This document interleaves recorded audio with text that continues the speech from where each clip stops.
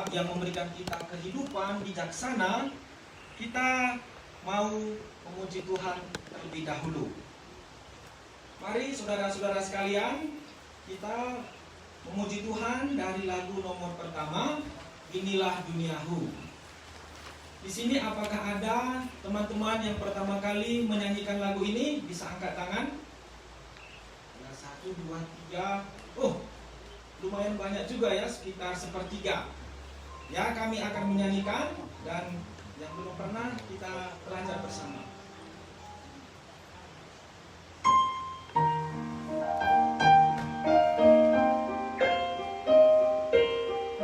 Kita semangat.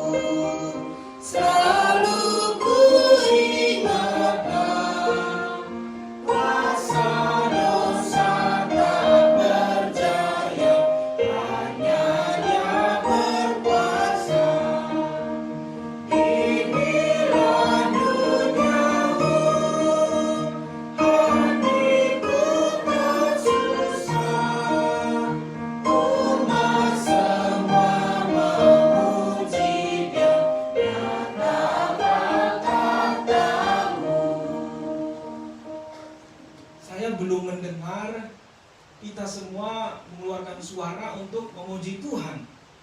Mungkin ada beberapa di antara kita yang baru pertama kali menyanyikannya.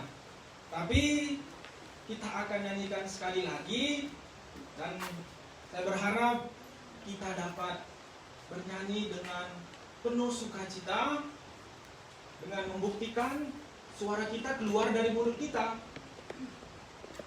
Ya, kita nyanyikan sekali lagi. Kita keluarkan suara kita untuk memuji Tuhan kita.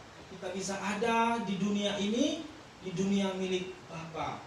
Kita nyanyikan sekali lagi lagu ini.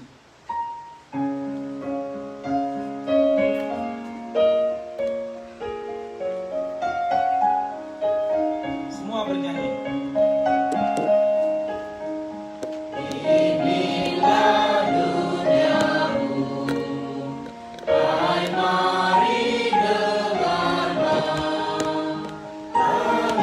Bumi memuji Dia, bintang pun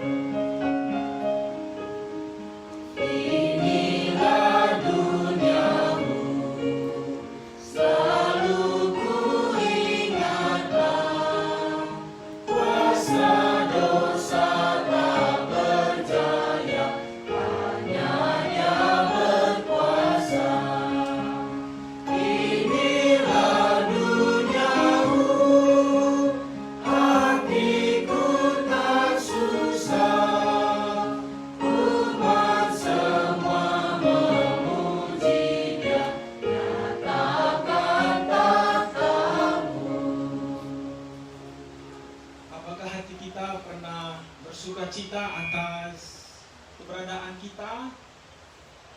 Apakah kita pernah bersuka cita atas semua ciptaan Tuhan?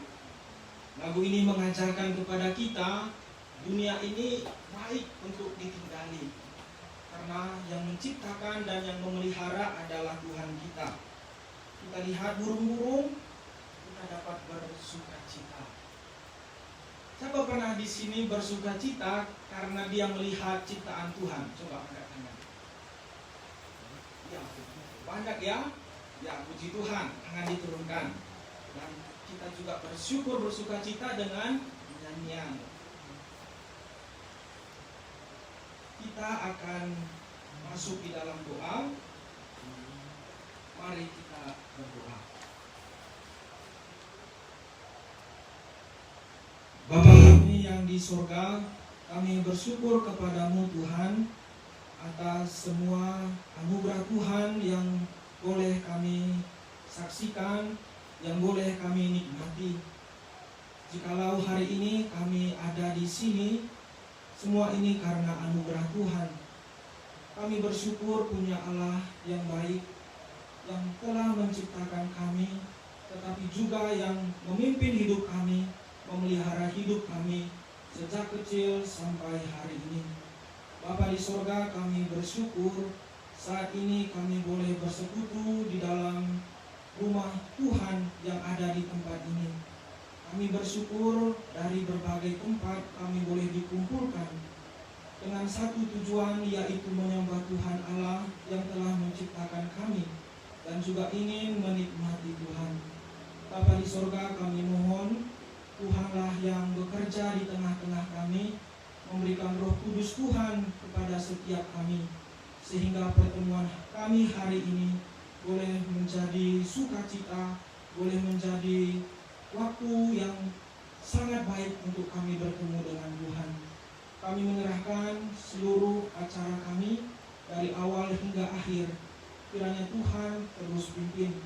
Kami berdoa untuk hamba Tuhan yang akan menyampaikan firman Tuhan pada hari ini. Kiranya Tuhan yang mengurapi, memberikan kuasa penyertaan Tuhan, supaya sungguh-sungguh kebenaran Tuhan itu disampaikan dan kami dapat mengerti. Dan juga kami menyerahkan setiap diri kami agar Tuhan yang melawat, supaya kami tidak sia-sia datang ke tempat ini, tetapi kami dapat mendengar suara Tuhan. Terima kasih Tuhan untuk semua yang boleh ada. Kami menyerahkan semua ini ke dalam tangan Tuhan. Di dalam nama Tuhan Yesus kami telah berdoa. Amin. Kita akan mendengarkan firman Tuhan. Tapi sebelum kita mendengarkan firman Tuhan, mari kita bernyanyi dari lagu nomor 2. Tak ku tahu kan hari depan.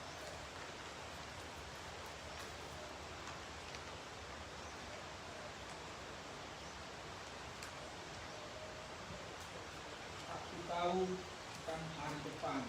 Siapa di sini yang tahu hari depannya? Coba angkat tangan.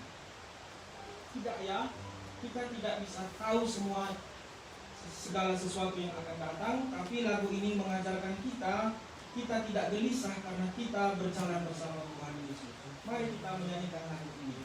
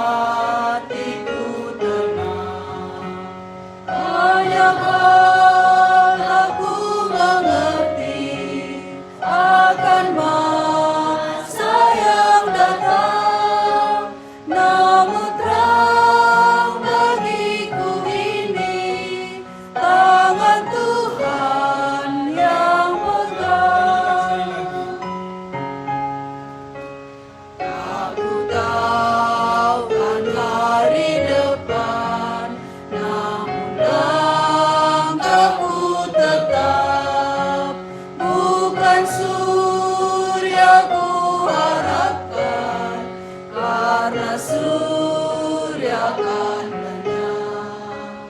Oh tiada ku gelisah akan masa yang datang.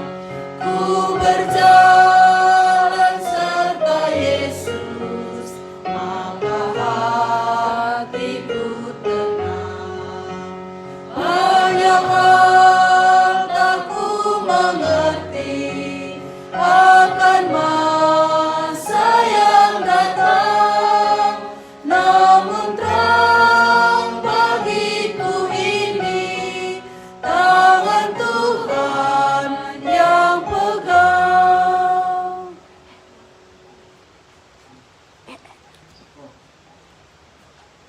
Nih ya, jos.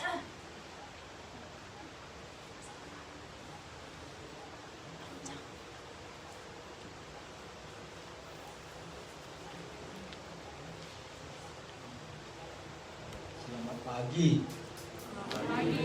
Selamat Natal. Shalom.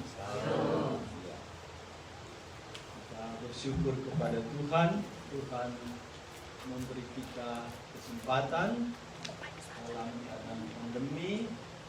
Kita dimungkinkan Tuhan kembali berkumpul sama-sama merenungkan firman Tuhan. Saya tadi melihat ketika hari berdoa kalian dan ada satu mendengar suara Tuhan. Ini sesuatu ajaib. Kenapa? Karena kita ditarik Tuhan. Kita diberi Tuhan kesempatan untuk mendengar suara Tuhan, pencipta kita. Saya bertobat tahun 2001, itu bulan Mei. Umur saya saat itu 24 tahun. Dan setelah saya bertobat, terima Tuhan Yesus, satu penyesalan saya. Kenapa tidak dari SD saya bertobat, terima Tuhan Yesus. Akhirnya saya tawar-menawar lagi dengan diri saya. Bagaimana kalau SMP? Saya bisa bayangkan saya akan persiapkan diri untuk melayani Tuhan, mengasihi Tuhan. Oh, tapi saya bukan anak SMP lagi. Oh, bagaimana seandainya jikalau SMA? Saya juga bukan SMA lagi. Oh, bagaimana kalau lebih cepat? Selama 2 tahun ada penyesalan. Setelah bertobat, penyesalan apa? Kenapa begitu lama saya kenal Tuhan Yesus? Adik-adik, kalau bisa putar waktu, saya pengen seperti kalian. Tapi tak mungkin. Tapi kalian beroleh anugerah Tuhan lebih daripada kami. Kalian lebih muda, lebih pagi dikasihi Tuhan. Biarlah anugerah Tuhan yang begitu pagi, begitu cepat kalian diberi Tuhan kesempatan, oleh kalian hargai. Dan tidak banyak, sepanjang sejarah tidak banyak anak remaja, anak muda dipilih Tuhan. Tetapi dalam Alkitab, anak remaja, anak pemuda menentukan umat Tuhan, masa depan umat Tuhan, dan menentukan satu bangsa. Israel tidak bisa lepas dari pemuda Daud, tidak bisa lepas dari Yusuf, tidak bisa lepas dari Daniel, Sadrah, Mesak, Abednego. Demikian hari ini saya berbahagia ada di tengah-tengah kalian yang masih muda. Biarlah kalian boleh menangkap suara Tuhan, visi Tuhan, misi Tuhan dalam hidup kalian. Sekali lagi kita berdoa. Allah Bapa Surgawi yang mencipta kami serupa dan segambar dengan Tuhan sebagai wakil Tuhan untuk memelihara bumi dan untuk mengusahai dan membuat bumi ini memuliakan Tuhan dan memberkati kami umat manusia. Kami dicipta Tuhan paling penting, dan kami dicipta untuk Tuhan. Dan Tuhan berkata kepada Adam, "Beranak cuculah dan penuhilah bumi." Dan itu sudah terjadi. Tapi kami jatuh di dalam dosa. Kami gagal menyenangkan hati Tuhan. Kami gagal mengasihi Tuhan. Kami hidup untuk diri kami. Karena itu kami mati di dalam diri kami. Tapi Engkau mengasihi kami dengan kasih yang kekal, kasih tanpa syarat. Engkau mengutus anak-Mu Yesus Kristus mengunjungi bumi ini, menyatakan siapakah Allah pencipta kami, dan menebus kami dengan hidupnya mati di atas kayu pari. Ya Tuhan Allah, di sini kami yang Tuhan kumpulkan tidak terlalu banyak, tapi itulah anugerah Tuhan bagi kami. Hamba-Mu berdoa, jangan lewatkan satu pun di antara anak-anak kami. Biarlah di dalam keadaannya masing-masing Tuhan beranugerah. Di dalam sehari penuh ini mereka boleh melihat kemuliaan Tuhan, menangkap kasih Tuhan, dan boleh merespon kepada suara Tuhan. Hamba-Mu yang hina dina kami serahkan ke dalam tangan-Mu. Biarlah dia menjadi satu korban yang menyenangkan hati Tuhan, membawa anak-anak ini datang kepada Tuhan. Dan dalam nama Yesus Kristus, semua pekerjaan setan, iblis, roh jahat jauh dari tempat ini. Setiap pribadi kami serahkan ke dalam tangan Tuhan, dan Tuhan yang melindungi kami. Kami mohon utuslah malaikat Tuhan berjaga-jaga keliling tempat ini, dan biarlah kami bersekutu dengan Tuhan. Roh Pentakosta, roh yang membangkitkan Kristus, biarlah bekerja di tengah-tengah kami. Kami mempertaruhkan retreat pemuda remaja Yayasan Terang Injil ke dalam tangan Yesus Kristus, dan biarlah namanya dimuliakan. Terima kasih Bapa di sorga. Dalam nama Tuhan Yesus kami berdoa. Amin. Adik-adik tahu tema kita hari ini, retreat sehari ini? Sudah bisa dibaca? Ya. Faith, hope, and love. Ya, ini keren ya. Iman, pengharapan, dan kasih. Tidak ada yang lebih dibutuhkan jiwa manusia dari ketiga ini. Mengapa kita perlu iman? Karena kita tidak cukup pada diri, kita terbatas, sehingga kita perlu satu objek yang mencukupkan diri kita. Kita tidak cukup pada diri. Kita mencari sesuatu tempat kita berlindung. Apakah itu sesuatu atau seseorang? Sesuatu itu tidak mungkin karena itu bukan satu yang berkuasa. Itu mesti seseorang pribadi. Dan pribadi siapakah yang layak tempat kita beriman? Tidak lain adalah Allah pencipta langit dan bumi. Demikian kata Ibrani pasal 11. Kita perlu satu objek iman yang bisa memelihara hidup kita, mencukupkan apa yang kita butuhkan. Dan apakah kebutuhan terbesar umat manusia? Tuhan Allah mencipta langit bumi beserta isinya berapa hari? 6. Hari pertama dia menciptakan apa? Terang. Lalu memisahkan terang dari gelap. Hari kedua dia menciptakan apa? Cakrawala. Untuk memisahkan apa? Air di atas, air di bawah. Untuk memberi ruang. Hari ketiga dia menciptakan daratan dan memisahkan itu dari lautan.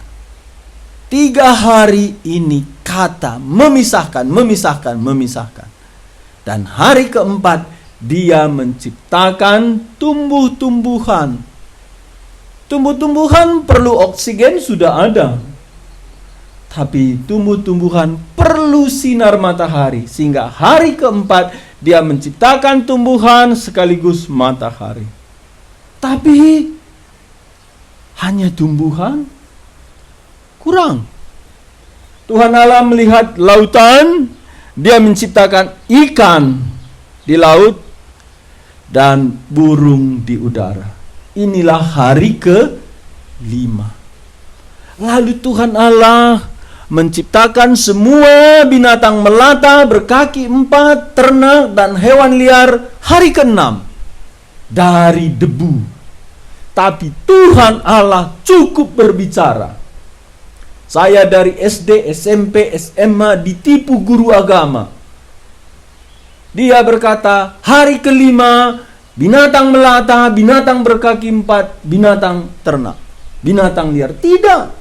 Alkitab berkata hari ke-6. Hari yang sama dicipta Tuhan Allah manusia. Tapi terakhir manusia dicipta. Karena apa? Karena paling penting. Disediakan seluruh kebutuhan manusia, baru manusia. Seperti ibu yang mau melahirkan. Dia beli popok, beli bedak, beli busa, beli semua. Wah, waktu istri saya sudah hamil 8 bulan, belum pun mulai hamil 6 bulan itu udah belanja gitu.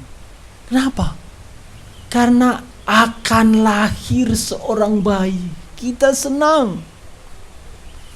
Sehingga Tuhan Allah menciptakan seluruhnya, baru terakhir manusia. Dan setelah Tuhan Allah mencipta manusia, Tuhan Allah berkata, sungguh amat baik. Jadi alam semesta ini sungguh amat baik karena ada manusia. Kalau manusia dicabut, alam semesta ini tidak baik. Seperti seorang ibu yang sudah beli popok, baju, bedak untuk bayinya. Kalau bayi itu tidak jadi lahir, mati di dalam rahim, semua persiapan itu tidak berarti. Demikian alam semesta ini baik di mata Tuhan karena kehadiran kita. Jadi kita paling penting di bumi ini. Karena kita dicipta Tuhan sesuai dengan gambar Tuhan. Kita mirip Tuhan. Dan Alkitab berkata kita wakil Tuhan. Untuk mengelola, untuk bumi ini memberikan hasil. Sehingga manusia bercocok tanam, bertani, ada nelayan, manusia studi, mempelajari semua yang ada di alam semesta. Karena ini adalah perintah Tuhan. Karena untuk inilah kita dicipta. Tapi kita gagal. Sebelum itu terjadi, kita jatuh ke dalam dosa.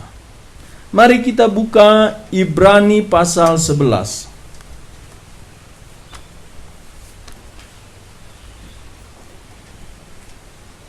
Kita ada 3 tema: iman, pengharapan, dan kasih. Iman, kita butuh seseorang yang kita percayai memelihara hidup kita. Pengharapan kita butuh karena dunia ini berubah tidak menentu. Kita perlu jaminan masa depan. Dan kita manusia dicipta Tuhan seturut gambar dan rupa Tuhan.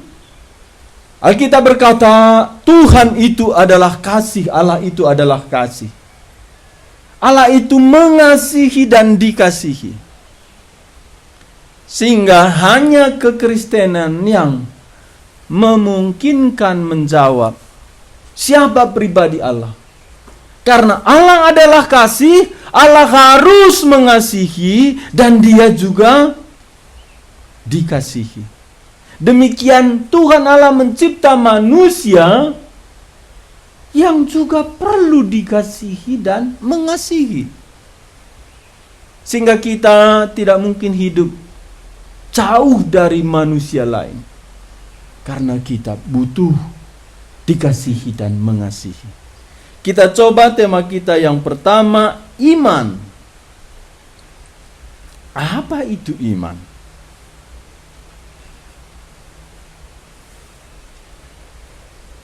Satu orang kalian baca Ibrani 11 ayat 1. Siapapun boleh. Sesi pertama kita sampai jam berapa? Mengasihi pupuk. Mungkin mereka tanam terong, tanam tomat.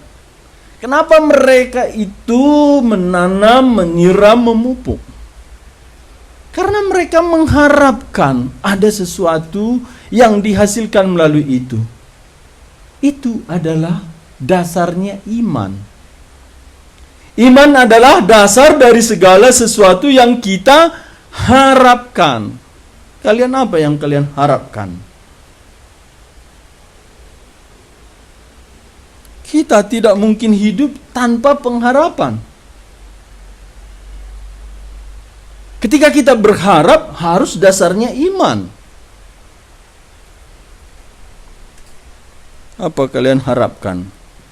Gak usah jauh-jauh. Apa kalian harapkan kita retret di sini? Pasti ada kan?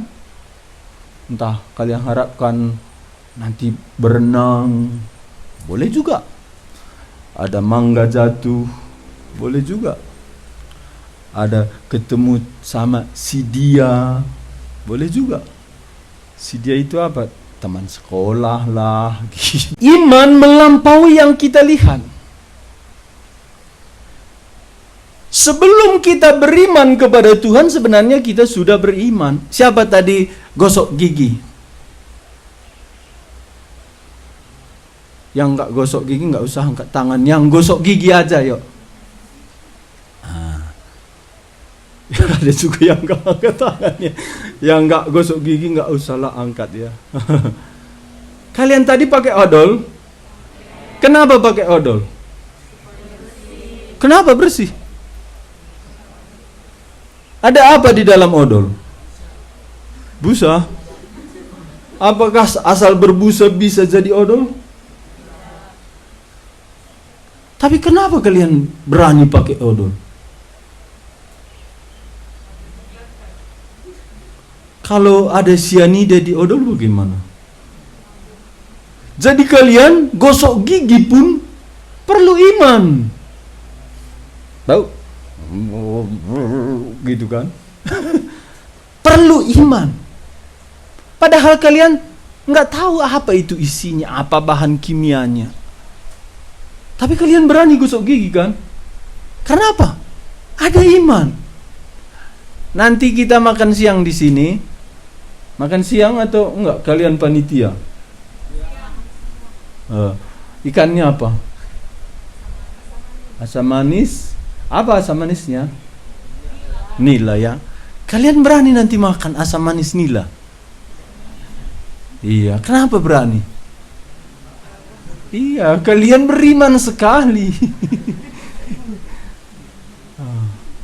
Kalau itu hanya kelihatannya ikan nila, rupanya ada di dalam racun yang akan mematikan kalian dalam waktu 30 hari. Kalian kan tidak berani makan. Kita butuh iman. Ada berkata, aku tidak percaya Tuhan. Tuhan itu belum pernah kulihat. Kalau bisa dilihat itu tak mungkin Tuhan. Apakah yang tidak bisa dilihat itu tidak ada? Ini kan ada lampu listrik. Nanti kalian coba keluarkan kabelnya itu. Biasanya merah sama apa? Sama biru atau sama hitam? Biru sama hitam. Nanti Abang Gabri ini kan dia bidang listrik. Kalian tolong Bang Gabri kupas yang biru, yang hitam. Aku nggak percaya ini ada listrik. Coba kupas. Lalu kalian pegang yang biru, lalu yang hitam. Kira-kira apa terjadi? Aku nggak percaya. Gitu. Tapi berani kalian tidak pegang dua-dua kabelnya? Kok nggak berani? Nggak ada apa-apa, itu aman-aman aja. Di sini kita sudah beriman. Jadi iman itu sederhana. Iman itu dasar pengharapan. Iman itu bukti dari segala sesuatu yang tidak kita lihat. Jadi iman melampaui pengetahuan. Iman melampaui pengalaman. Sehingga bagi firman Tuhan, iman dasar dari segala sesuatu. Siapa percaya papanya itu papanya? Kalian percaya papa kalian itu papa kalian?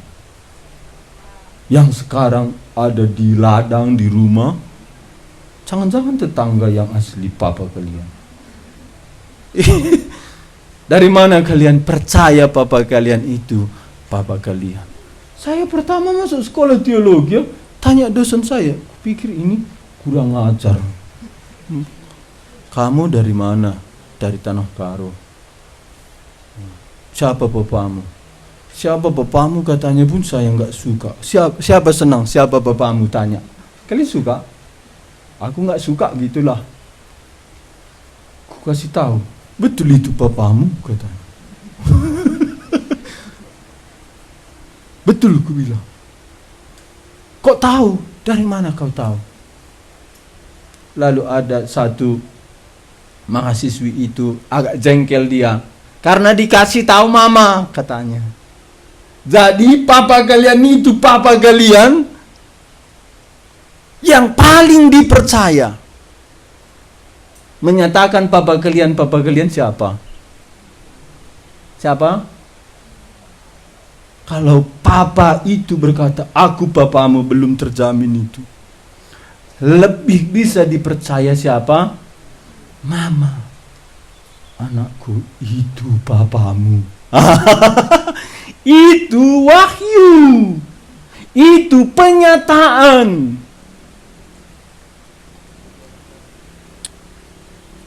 Jadi ayat 2 Ibrani 11 ayat 2, sebab oleh imanlah telah diberikan kesaksian kepada nenek moyang kita, karena iman kita mengerti. Iman dasar segala sesuatu yang kita harapkan. Iman adalah bukti. Iman membawa kita kepada pengertian. Sehingga Bapak Gereja Agustinus berkata, pengetahuan mengikuti iman. Setelah ada iman, datanglah pengetahuan. Jadi iman dulu atau pengetahuan dulu? Iman dulu. Oh, ini odol udah kita pakai. Baru apa ya? Tadi Bapak itu tanya. Baru kita mikir apa ya? Bahan aktifnya di sana, bahan kimianya. Itulah mengerti. Jadi iman membawa kita mengerti. Karena iman ayat 3 bahwa Karena iman kita mengerti bahwa alam semesta telah dijadikan oleh apa? Firman Allah. Mengapa kita tahu alam semesta dijadikan Tuhan Allah melalui firman-Nya? Karena Tuhan kasih tahu melalui firman-Nya. Jadi mama kita berfirman, "Nakku," ada satu cerita ya. Ini sebenarnya banyak cerita tapi salah satu saya dengar baru-baru ini. Ada seorang anak. Kalau ada seorang anak pasti dilahirkan melalui seorang ibu. Betul ya? Nggak mungkin seorang anak dilahirkan seekor bebek, nggak mungkin kan? Dilahirkan seorang ibu. Tapi anak ini mulai mikir. Di rumahnya itu hanya ada mama. Dia panggil mama. Tapi setelah dia umur 4 tahun, 5 tahun, dia bermain di TK. Anak orang lain ada panggil papa. Lalu dia pulang dengan sedih. "Ma, apa nakku? Orang lain ada mama. Orang lain juga ada papa. Aku siapa papaku?" Disinilah mamanya ini masuk satu bahaya. Betul, anak itu memang dilahirkan tidak mengenal papanya. Bukan karena tidak ada papanya, tapi karena ibunya ini hamil di luar nikah. Jadi kita ada bukan tiba-tiba melalui papa mama kita dicipta Tuhan. Jadi dari mana kita mengerti kita dicipta Tuhan? Ya karena Tuhan mewahyukan. Mewahyukan di sini berkata-kata. Sekarang kita sudah mengakui keberadaanku. Kalian kan berada sekarang, ada tidak kalian? Ada. Masa nggak ada ya? Keberadaanku sekarang karena dicipta Tuhan. Betul ya? Siapa keberadaannya di sini bukan karena dicipta Tuhan? Orang ateis itu tidak ada Tuhan. Dia buat KKR. KKR apa? Tidak ada Tuhan. Gorbachev itu orang Rusia. Dia mengaku dia itu ateis dari negara komunis. Dia orang terkenal, orang pemerintahan, datang ke Amerika. Di bandara sudah banyak wartawan menunggu dia. "Pak Gorbachev, Bapak seorang ateis, betul tidak?" "Betul." Wartawan ini tanya lagi, "Betul-betul Bapak ateis?" "Betul." "Masa sih Bapak ateis? Jangan-jangan dalam hati Bapak Gorbachev mungkin ada sedikit perasaan percaya ada Tuhan." Gorbachev berkata, "Tuhan tahu aku ateis," katanya. Karena didesak terus, dia berkata, "Tuhan tahu aku ateis." Jadi tak mungkin kita menolak kita dicipta Tuhan. Tak mungkin. Tapi sekarang, siapa Tuhan yang mencipta kita? Itu. Inilah tempat kita beriman. Kalau kita tidak mengenal Tuhan yang mencipta kita, kita pasti beriman kepada yang lain. Karena manusia tidak mungkin hidup tanpa ada satu objek tempat dia meletakkan iman. Pasti. Kalau tidak kepada manusia, kepada sesuatu. Jadi, bagaimana kita bisa mengenal Allah pencipta kita itu adalah Allah yang sejati, Allah yang mencipta kita sesuai dengan gambar Tuhan. Mari kita baca Yohanes pasal 1 ayat 18.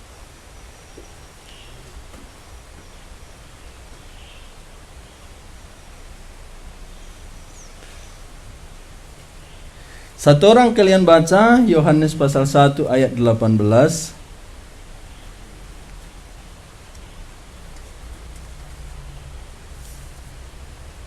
Tidak seorang pun yang pernah melihat Allah, tetapi anak tunggal Allah yang ada di pangkuan Bapa, dialah yang menyatakannya. Ya. Tidak seorang pun yang pernah melihat Allah. Tidak pernah melihat bukan berarti tidak ada. Tadi kita sudah berkata ada arus listrik. Jadi pertama, iman itu melihat yang tidak kelihatan. Semua ikut saya, iman adalah melihat yang tidak kelihatan. 1, 2, ya.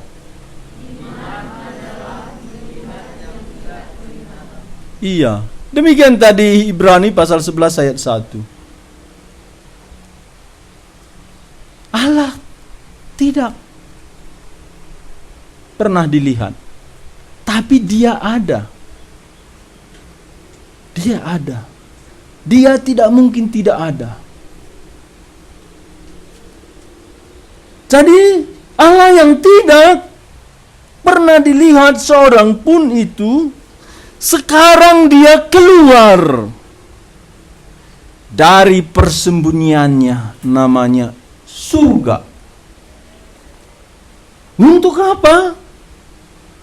Untuk supaya manusia bisa melihat dan mengenal Dia. Kenapa Allah yang tidak kelihatan mau datang untuk menyatakan diri supaya manusia melihat dan mengenal Dia? Inilah kasih Allah yang besar bagi kita. Dikatakan ayat 18 Yohanes, tidak seorang pun yang pernah melihat Allah. Tetapi anak tunggal Allah. Anak tunggal Allah siapa? Tuhan Yesus. Yang ada di pangkuan Bapa, Dialah yang menyatakannya. Apa artinya yang ada di pangkuan Bapa? Yang dikasihi Bapa. Allah adalah kasih. Sebelum Allah mencipta alam semesta, malaikat, manusia, Dia kasih. Dia ada objek kasih. Dan Tuhan Yesus berkata dalam Yohanes 17, Dia, permuliakanlah aku ya Bapa, seperti Engkau mempermuliakan aku sebelum dunia dicipta. Dan kasihanilah aku seperti Engkau mengasihi aku sebelum dunia dicipta. Jadi Allah adalah kasih, Dia mengasihi. Siapa yang Dia kasihi? Kalian pernah mengasihi? Iya. Mengasihi, mencintai, menyukai itu mirip tapi beda. Adalah satu dusun kami, dia orang Ambon. Apa bedanya mengasihi dan menyukai, katanya? Dia selalu buat ilustrasi, kalau aku orang Ambon, aku suka sekali dengan anjing, katanya. Oh, suka ya Pak, sayang sama anjing, kata orang. Bukan panggang anjing itu aku suka. Itu sukanya itu bahaya atau tidak itu? Kalau anjing bisalah mengerti kesukaannya itu, kalau dia datang anjing pasti lari. Oh, aku takut. Dia suka sama aku. Jadi suka, mencintai, mengasihi itu beda. Ya. Jadi Alkitab itu menulis ada mengasihi itu kasih agape. Itu berkorban untuk kebaikan orang lain. Itu kasih ilahi. Jadi inilah yang kita butuhkan. Jadi kasih Allah itu dia datang untuk menyatakan, memperlihatkan diri di dalam anak tunggal Allah. Jadi bagaimana kita bisa mengenal Allah? Karena Allah menyatakan diri keluar dari yang tidak kelihatan menjadi kelihatan. Bagaimana caranya? Ayat 14. Yohanes 1 ayat 14, sama-sama kita baca. 1, 2, ya.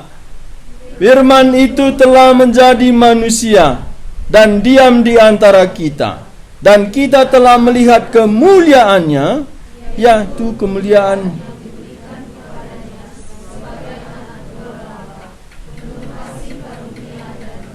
iya. Yesus anak tunggal Bapa datang ke dunia. Itu adalah kasih Allah, penuh kasih karunia dan kebenaran. Firman. Sekarang siapa firman itu? Pasal 1 ayat 1 Yohanes, sama-sama lagi kita baca. 1, 2, ya.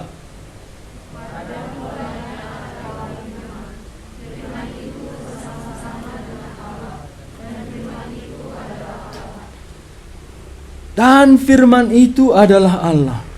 Ayat 14 tadi, siapa tadi firman itu? Firman itu telah menjadi manusia dan diam di antara kita. Dan kita telah melihat kemuliaannya, yaitu kemuliaan yang diberikan kepadanya sebagai siapa dia?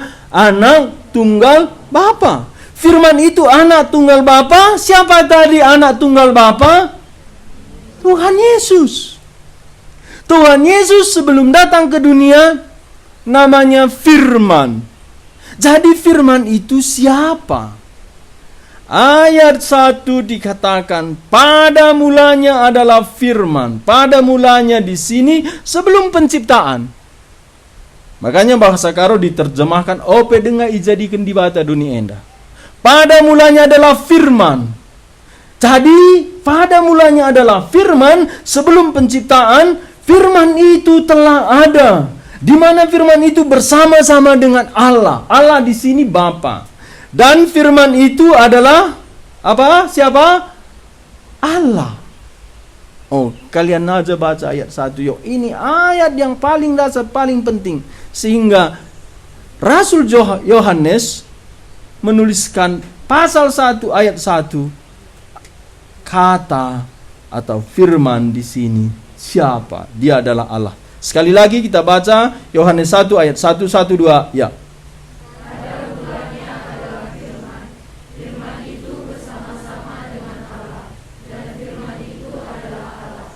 Ya, kira-kira setahun yang lalu saya ketemu dengan seorang mahasiswa. Dia ketua Kristen, itu pengikut Kristus. Jadi kamu tahu, kenal siapa Kristus? Juru selamat katanya. Lalu kutanya lagi, yang bisa menyelamatkan itu siapa? Dia bingung lagi. Saya ulang lagi, yang bisa menyelamatkan itu siapa? Dia jawab, Tuhan. Tuhan itu apa artinya? Itulah Allah, Yahweh. Jadi Kristus juru selamat, Tuhan Allah, Yahweh.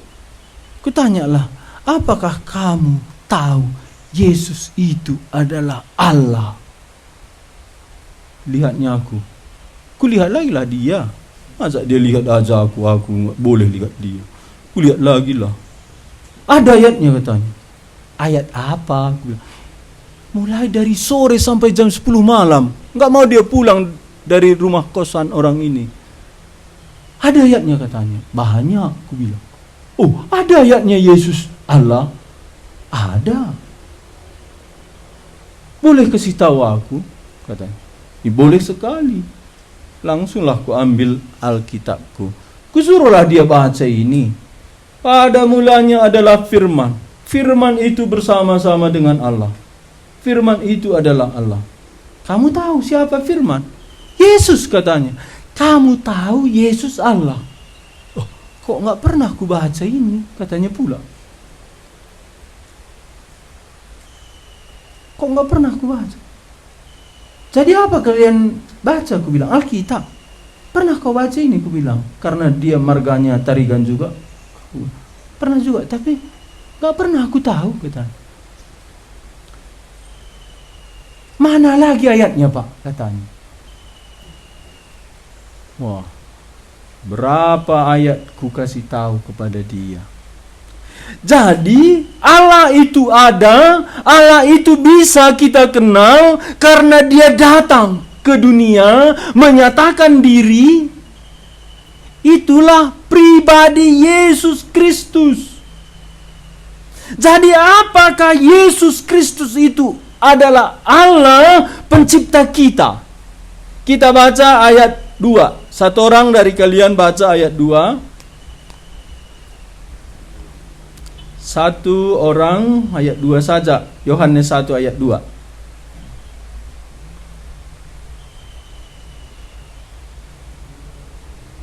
Sampai ayat 3 yuk. Yohanes 1 tadi ayat 2 sampai 3. Dia pada mulanya bersama-sama dengan Allah, segala sesuatu dijadikan oleh Dia, dan tanpa Dia tidak ada sesuatu pun yang telah jadi dari segala yang telah jadi.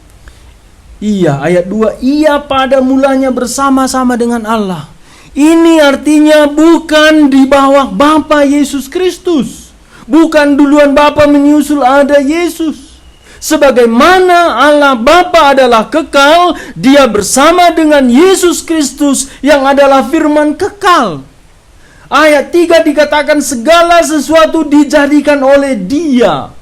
Dia yang menjadikan. Sehingga ketika Simon Petrus berada di pinggir danau Galilea, dan perahu penuh. Sekali tabur jala itu.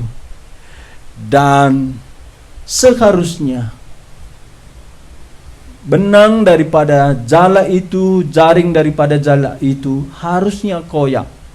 Karena benang daripada jala itu tipis, kecil. Tapi bisa menahan 2 perahu ikan. Tidak koyak. Dan Simon Petrus bersama teman-temannya mengisi kedua perahu itu sampai penuh. Dan tidak tenggelam. Kenapa Tuhan Yesus bisa memerintahkan Simon menabur jala dan penuh dengan ikan? Padahal sepanjang malam Simon Petrus tidak mendapat satu ikan pun. Disinilah di dalam Lukas pasal 5 pertama kali Simon Petrus menyembah Tuhan Yesus dan memanggil Yesus. Ya Tuhan, pergilah daripada aku orang berdosa. Tuhan Yesus pencipta danau, Tuhan Yesus pencipta ikan, Tuhan Yesus pencipta bahan-bahan dari perahu, Tuhan Yesus pencipta bahan-bahan dari benang jala. Tergantung coba, lompat dari sini harap jatuh ke danau, enggak mungkin kan? Pasti ke bawah kan? Kalian percaya kalau jatuh ke bawah? Kenapa kalau jatuh ke bawah? Karena gaya gravitasi kan ke bawah. Disitulah Isaac Newton. Dia orang percaya. Oh, ini karena ada Tuhan yang mencipta hukum-hukum alam ini. Jadi mujizat yang dibuat Tuhan Yesus dalam Alkitab itu ada 36 mujizat. Mujizat itu menyatakan Dialah pencipta. Mujizat itu apa artinya? Dia intervensi. Intervensi apa ya? Apa? Campur tangan, iya. Campur tangan atau menahan hukum-hukum yang sudah dibuatnya. Dia memberi sifat kepada ikan, kalau ada cahaya, ada manusia, ikan itu akan secara naluri menyelamatkan diri, takut. Tapi karena dia pencipta ikan, dia bisa kumpulkan ikan itu. Dan disuruhnya Simon Petrus menabur jala di sekitar ikan itu. Tuhan Yesus juga pernah berjalan di atas air. Kalian bisa berjalan di atas air? Kalau ada jembatan bisa juga. Yesus bisa, kita tidak. Nah, jangan nanti kalian coba pula ya. Coba lah gitu, nggak usah lah. Dia yang menciptakan, ya berat jenis tubuh kita ini lebih berat dari air, sehingga kita mesti masuk air. Tapi ketika dia berjalan malam itu, melihat para murid sudah ketakutan di tengah danau, ada gelombang, ada angin sakal, mereka ketakutan. Tuhan Yesus bisa berjalan di atas air, tidak tenggelam. Karena berat jenis tubuhnya itu, dia berkuasa membalikkan. Tubuhnya lebih ringan, air itu lebih berat. Karena dia pencipta. Tuhan Yesus juga pernah tidur di atas perahu. Para murid ketakutan. Waktu itu Tuhan Yesus berkata, "Ayo kita menyeberang." Begitu. Mereka semua naik perahu yang Tuhan Yesus sudah di dalam. Tuhan Yesus kan capek melayani, dia tidur.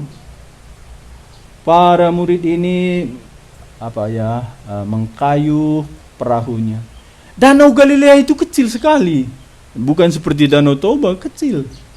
Tapi tiba-tiba datanglah angin sakal dan gelombang. Dan waktu itu para murid berseru. Mereka takut, padahal mereka dari kecil itu nelayan. Waktu itu Tuhan Yesus tidur.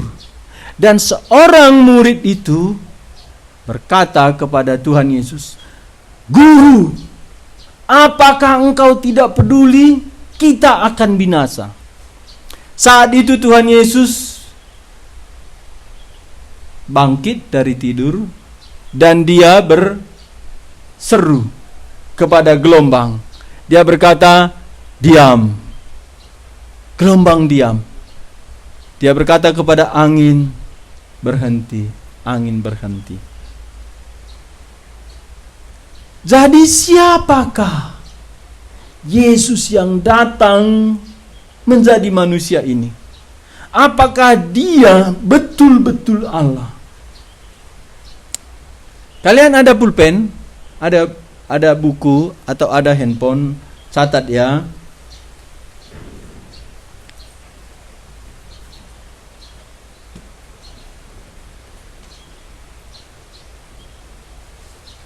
Yohanes 8 ayat 58 sampai 59. Dikatakan di sana, sebelum Abraham ada, Tuhan Yesus sudah ada. Apa artinya? Abraham sudah lahir ke dunia, Tuhan Yesus 2000 tahun kemudian baru datang ke dunia. Tapi sebelum Abraham lahir, dia sudah ada. Yang barusan kita baca Yohanes 1 ayat 1 sampai 3. Dia sudah ada sebelum penciptaan. Nanti kalian PA bisa ini tanya-tanya kakak kalian. Lalu Kolose 1 ayat 17. Sebelum segala sesuatu ada, dia sudah ada.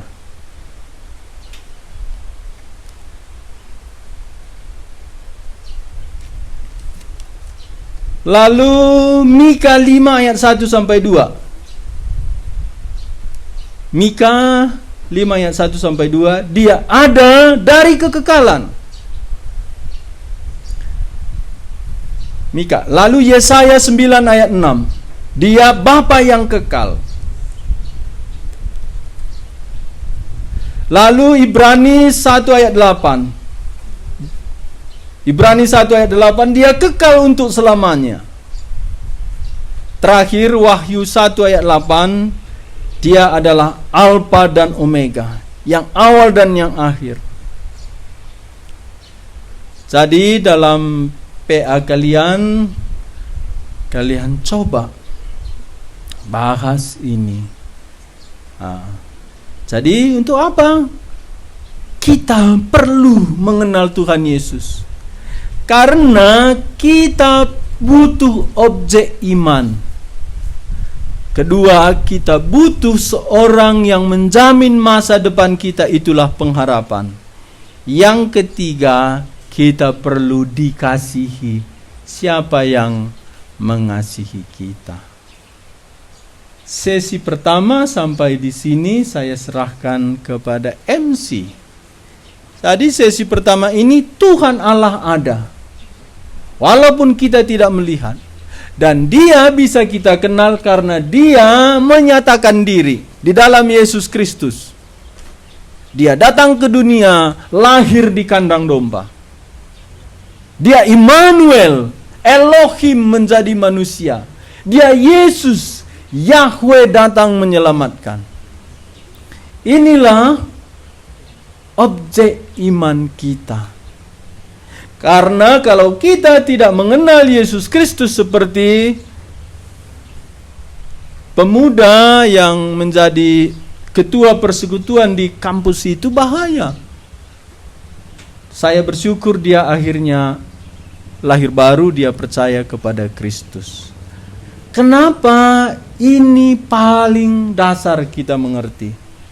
Karena yang paling perlu kita pertama beriman. Dan kepada siapa kita beriman. Kita tutup sesi ini, kita baca satu ayat. Roma pasal 10 ayat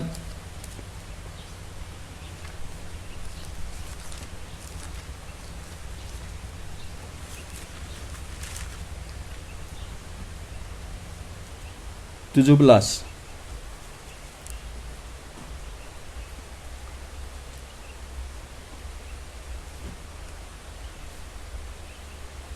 Dan setelah ini saya serahkan kepada MC. Sama-sama kita baca Roma 10 ayat 17. 1, 2, ya.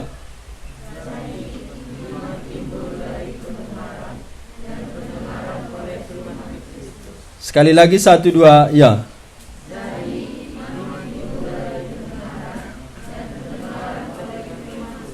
Ya. Bagaimana kita bisa beriman? Dan iman kita itu iman yang benar, dan objek iman kita itu objek yang benar. Tidak ada jalan lain, hanya satu.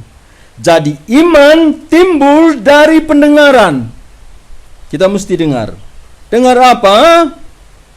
Dan pendengaran oleh firman Kristus. Kita harus mendengar tentang pribadi Yesus Kristus. Itulah yang menimbulkan iman, yang mencipta iman. Sehingga kita mempunyai iman karena ditimbulkan, diciptakan oleh Kristus. Ini Ibrani 12 ayat 2-3. Diciptakan Kristus. Bagaimana Tuhan Yesus menciptakan iman kita? Ketika kita mendengar tentang Dia. Mungkin sedikit sudah ada ditimbulkan Tuhan iman kalian. Yesus Kristus pencipta kita. Yesus Kristus Tuhan Allah. Demikian sesi pertama, saya serahkan kepada MC.